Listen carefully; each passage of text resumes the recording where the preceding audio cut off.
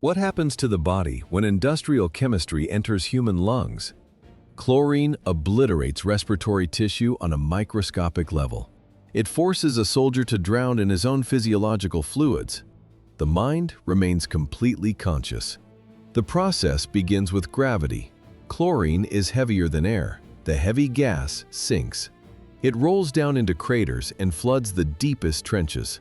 The chemical searches for water. The human respiratory tract is naturally wet. A soldier breathes in. The gas hits the moist mucous membranes of the throat.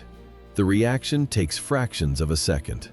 Chlorine combines with water. It instantly forms hydrochloric acid. The body's own physiological fluids transform into a lethal corrosive agent. Deep inside the lungs lie the alveoli. An adult human possesses nearly 400 million of these microscopic air sacs. A thin film of moisture inside the lung alveoli becomes the involuntary catalyst for a devastating reaction. The acid burns the delicate tissue raw. The body attempts to defend itself. Massive inflammation triggers a severe physiological response. Fluid leaks from the damaged blood vessels. It floods the ruined air sacs. The soldier gasps for oxygen. Instead, he inhales his own blood plasma. Every desperate attempt to inhale produces a thick, gurgling sound deep inside the chest. There is no escape. The lungs fill up completely. Oxygen transfer stops. The victim remains wide awake until the very end.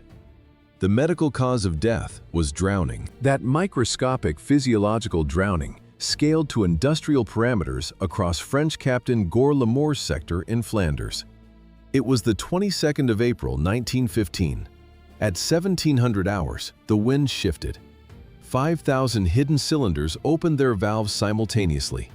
A yellow-greenish cloud crept across the terrain.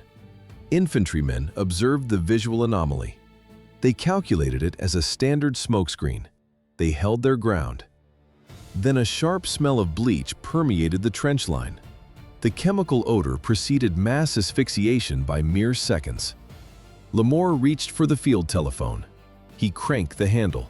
He transmitted a desperate report to headquarters. The gas was breaching the trenches. The defense was collapsing. The connection abruptly terminated. Lamour died at his communications post. The German engineering calculation was flawless. Human biology simply failed. 160 tons of chlorine poured into the environment. This volume equals a catastrophic chemical release at a major industrial plant. Here, the deployment was deliberate. The agent concentrated on a narrow 4-mile front. The heavy gas sank into the dugouts. Displacement of oxygen was absolute. Soldiers scrambled over the parapets. Their skin turned gray. Eyes bulged from ocular cavities. They clutched their throats. Most collapsed mere yards from the line. The defensive formation ceased to exist. An unprecedented 4-mile gap fractured the Allied perimeter. The initial assault devastated the sector, leaving 1,000 dead and severely injuring another 4,000 in just 10 minutes. The advancing German infantry stepped into the front line and abruptly stopped. Behind 160 tons of released chlorine, their only shield was a simple gauze pad soaked in the sodium bicarbonate solution. They expected an empty trench network. Instead, they encountered biological chaos. Bodies of the asphyxiated defenders lay twisted in unnatural broken positions. Severe terminal muscle spasms had snapped limbs and contorted spines. The sight of these grotesque physiological reactions forced the attackers to a dead halt. How do you protect against an unknown chemical agent when an army lacks a single gas mask? You use basic chemistry and primal survival. Allied troops had seconds to react before the vapor filled their lungs. Men urinated on torn pieces of their own uniforms. The acrid smell of ammonia from the warm urine cut through the toxic fog as soldiers frantically pressed the wet cloth to their faces. The ammonia acted as a crude alkaline neutralizer against the chlorine gas. It prevented immediate alveolar necrosis. The industrial weapon followed strict atmospheric physics. Because chlorine is heavier than air, the dense mass sank into the lowlands around Ypres. It bypassed the elevated ridges and flooded subterranean cellars. The chemical concentrations suffocated hidden civilians and livestock within minutes. The entire Allied sector was defenseless and open for a massive breakthrough. But the sheer anatomical horror of the destroyed bodies disrupted the tactical schedule. The German command aborted the push. Infantry battalions halted their advance directly in front of the contaminated zone. Chlorine destroyed the lungs, but the chemical doctrine demanded more. Mustard gas turned every exposed centimeter of human skin into a vulnerable target. Why did a weapon with low lethality become the most destructive for army logistics? The answer lay in the mechanics of tissue necrosis. Summer of 1917, Ypres. Artillery replaced static cylinders. A chemical shell did not shatter with a deafening fragmentation blast. It landed with a dull, hollow thud, a simple mechanical pop. It dispersed a fine, invisible aerosol, bis-2-chloroethyl sulfide. It bypassed the respiratory system entirely. It settled on damp uniforms. It clung to sweat. It coated the eyes. The cellular destruction was completely silent. Soldiers felt nothing. Hours passed. Then the DNA in their basal skin cells ruptured. Massive, fluid-filled blisters erupted across their bodies. This was a blister agent. It did not dissipate on the wind. It saturated the mud. It poisoned the trench water. The chemical remained toxic in damp areas for days. The environment itself became a permanent threat. Paranoia dictated every waking moment. The fatality rate remained remarkably low. Only 2 to 3% of victims died. Yet it crippled the front lines faster than lethal chlorine. The sudden volume of agonizing, slow-healing chemical burns paralyzed field hospitals. Evacuation chains collapsed under the sheer weight of thousands of blinded men requiring constant medical transport. It was a cold military calculation. A dead soldier required a grave. A blistered soldier drained stretchers, nurses, and supply lines. Combat now meant fighting inside a suffocating respirator. Physical exertion drained oxygen. Vision narrowed to fogged glass lenses. A soldier grappling in hand-to-hand trench combat faced a singular, feverish terror. One shifted strap, one micro-tear in the rubber. A compromised mask seal meant blind agony. By the end of the conflict, mustard gas accounted for 90% of all chemical war wounds. Early chemical retaliation ended in immediate fratricide. On September 25, 1915, at the Battle of Loos, British infantry choked to death inside their own trenches. How do you kill your own troops? You issue frontline sappers the wrong keys to the gas cylinders. Thousands of heavy tanks sat on the firing line. British command planned to let the wind do the work. The order came to open the valves. Sappers gripped the metal. The tools did not fit. They pushed, stripped the mechanisms, and failed to release the payload. Then the wind shifted. A dense yellow-green cloud rolled backward. It swallowed the British positions. German artillery zeroed in on the stalled front line. Shrapnel hit the unopened tanks. Pressurized chlorine burst directly among the tightly packed infantry. Panic erupted. Soldiers frantically pulled primitive smoke helmets over their heads. Flannel fabric soaked in neutralizers. Glass goggles fogged instantly. Inside the hoods, the heat spiked. Oxygen vanished. Men tore at their collars. They gasped for air and inhaled pure poison. The protective gear failed. British gas killed more British soldiers than the enemy did that day. The Battle of Loos cost over 50,000 British lives. The slaughter proved a rigid mechanical truth to the high command. Releasing aerosolized toxins from stationary cylinders was an uncontrollable lottery. The wind could not be trusted. Frontline logistics required a closed delivery system. Both sides abandoned static tanks and transitioned to gas artillery shells as their primary method of chemical delivery. Artillery shells eliminated the wind variable, but breaking the trench lines demanded a new compound, a weapon that killed without warning. Phosgene provided the solution. It was 6 times deadlier than chlorine. It generated no visible cloud. The air simply smelled like musty hay. A soldier inhaled the gas. He felt no burning. He experienced no immediate panic. The exposure triggered no coughing fits. The mechanical breakdown remained completely hidden. Phosgene molecules, carrying the chemical formula COCl2, penetrated deep into the respiratory tract. The gas reached the microscopic alveoli, triggering a delayed chemical reaction with the surrounding cellular water. It slowly converted into pure hydrochloric acid. The acid systematically dissolved the respiratory system from the inside. The latency period lasted 4 to 24 hours. The soldier believed he survived the bombardment. He ate his rations. He rested. Then the internal structures failed. Massive pulmonary edema initiated instantly. Blood plasma leaked into the destroyed lung cavities.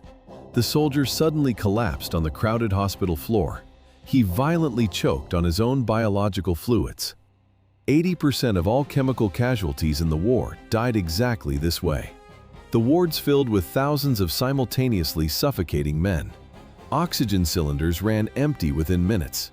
Doctors had no antidote. Overcrowded hospitals, filled with suffocating phosgene victims, did not stem from random malice.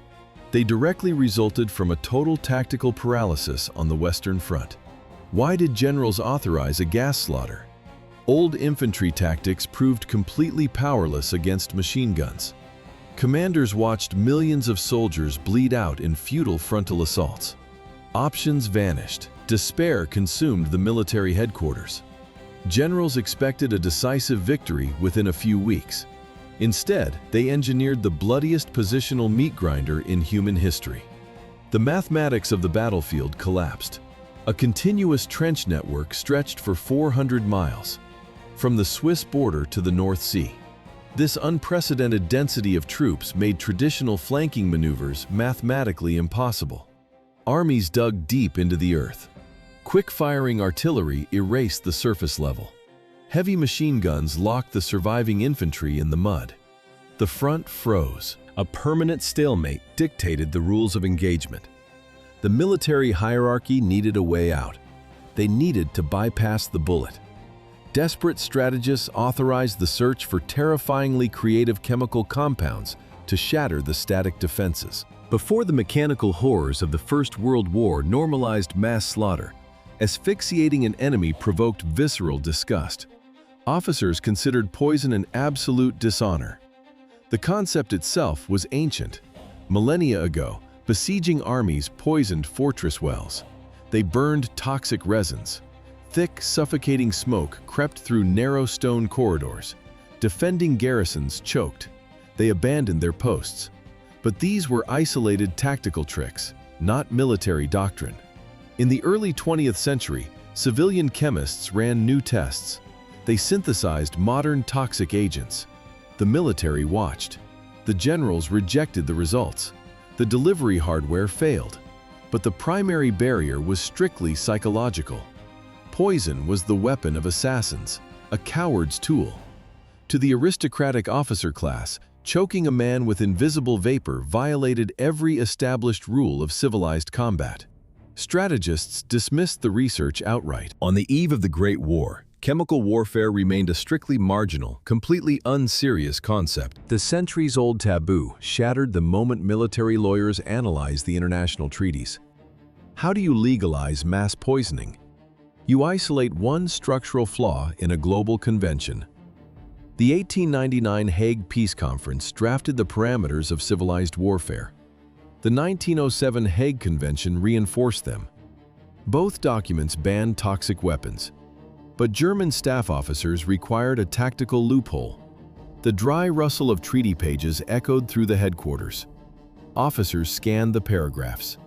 They locked onto a single noun: projectiles. The legislature explicitly prohibited delivering asphyxiating gases via fired artillery shells. It completely omitted static dispersion. The logistics aligned perfectly. The chemical conglomerate IG Farben produced massive volumes of industrial chlorine. The military machine absorbed this commercial byproduct. Engineers skipped the development of complex chemical warheads. They simply shipped standard heavy metal cylinders to the forward trenches. Troops embedded the tanks into the dirt. Commanders waited for the wind to shift toward the enemy. Open the valves. The weather handles the delivery. No shells fired, no laws broken. Bureaucracy executed mass murder with absolute legal precision. The first static release occurred on the 22nd of April, 1915. A dull, hollow pop amid a high-explosive barrage turned impenetrable underground shelters into fatal traps. Inside, the falling projectile sloshed liquid gas. A thin metal casing enclosed the fluid.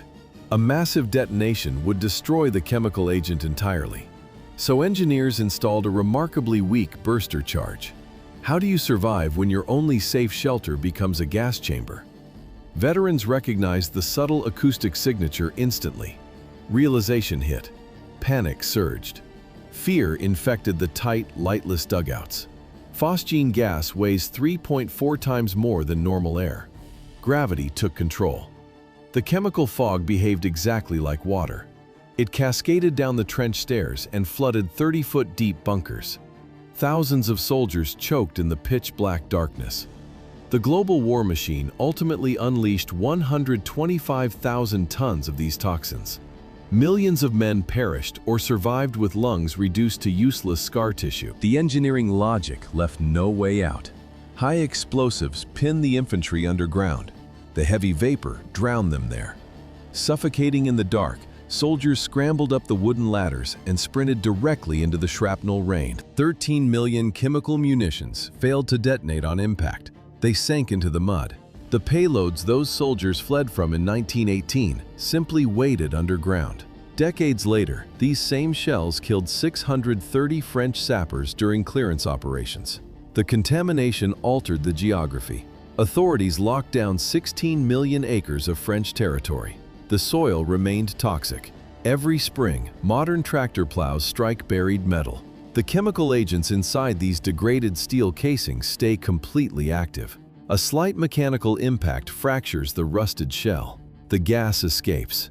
It immediately does exactly what it was engineered to do to a human target. Land disposal took too long. Post-war governments chose the ocean. They dumped hundreds of thousands of tons of toxic ordnance into the Baltic and North Seas. Salt water accelerates the decay. Thin metal shells rust in the dark ocean water, slowly dissolving until they get tangled in modern commercial fishing nets. The heavy cylinders surface with the catch. The casing breaches. To date, mustard gas dredged from the seafloor has severely burned 91 fishermen. 13 million defective charges rotting in the soil represent a minor margin of error. The wartime industry had already shifted death onto a strictly industrial track. By the final offensives, gas payloads filled 30% of all fired artillery shells. How does a military system measure the success of such a weapon? In hundreds of thousands of tons and millions of victims. Logistics networks transported 125,000 tons of toxic agents to the front lines. This gross weight equals the mass of several modern naval destroyers. Engineers completely atomized this heavy steel equivalent into a creeping poisonous vapor over the European continent. Military bureaucrats meticulously cataloged the terror. Clerks typed 39 distinct chemical formulas into the official ledgers. They filed the reports. They logged the asphyxiation rates. Mutilated human fates transformed into dry efficiency percentages. Planners evaluated chlorine, phosgene, and mustard gas strictly by their operational yield. Lungs became data points. The final tally recorded the dead, the blinded, and the permanently crippled. The registry closed at 1.3 million.